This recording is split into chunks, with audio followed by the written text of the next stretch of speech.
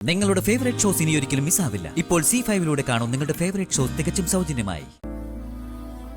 നിത്യ, അടുത്ത് നിൽക്കുന്നവരെത്ര സംസാരിച്ചാലും തന്റെ സങ്കടം കുറയില്ല.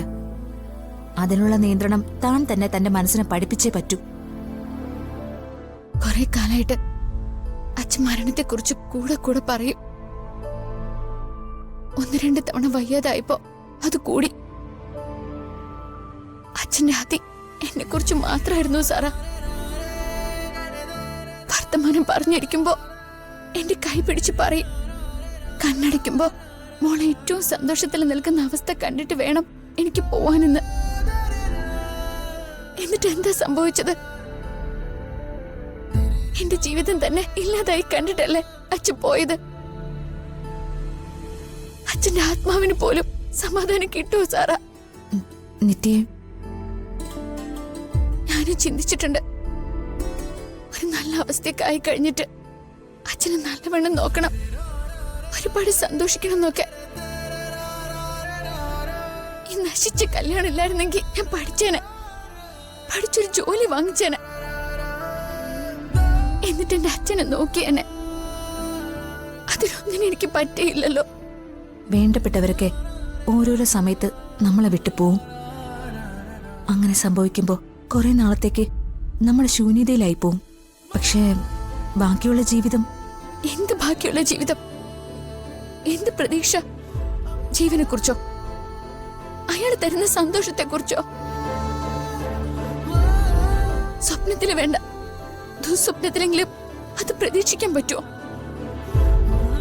എനിക്കിപ്പോ സങ്കടം അച്ഛൻ്റെ ഒപ്പം പോവാൻ പറ്റിയില്ലല്ലോ എന്നുള്ളതാ.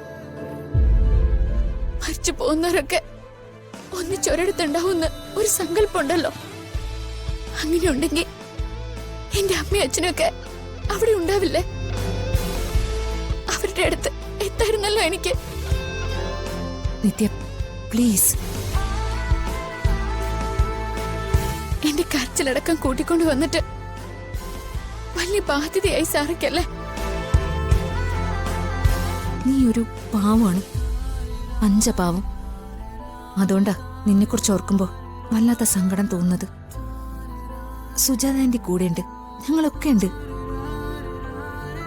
നിത്യ, തന്റെ ഈ കണ്ടീഷനിൽ പറയണോ വേണ്ടയോ എന്ന് ഞാൻ ഒരുപാട് ചിന്തിച്ചതാ. പക്ഷേ പറയാതെ നിവർത്തിയില്ല. അല്ലെങ്കിൽ നിങ്ങളുടെ കുടുംബത്തിൽ ആരും പ്രതീക്ഷിക്കാത്ത മറ്റൊരു മരണം കൂടി സംഭവിക്കും. എന്താ സാറേ പറയുന്നേ? ജ്യോതിയുടെ കാര്യ. അവളൊരു മോശപ്പെട്ട കണ്ടീഷനിലൂടെ കടന്നു പോകുന്നത്.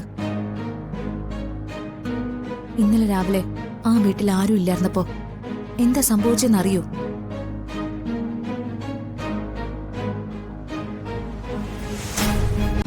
ഡൗൺലോഡ് ചെയ്യൂ C5 ആപ്പ്. കാണൂ എല്ലാ എപ്പിസോഡുകളും സൗജന്യമായി.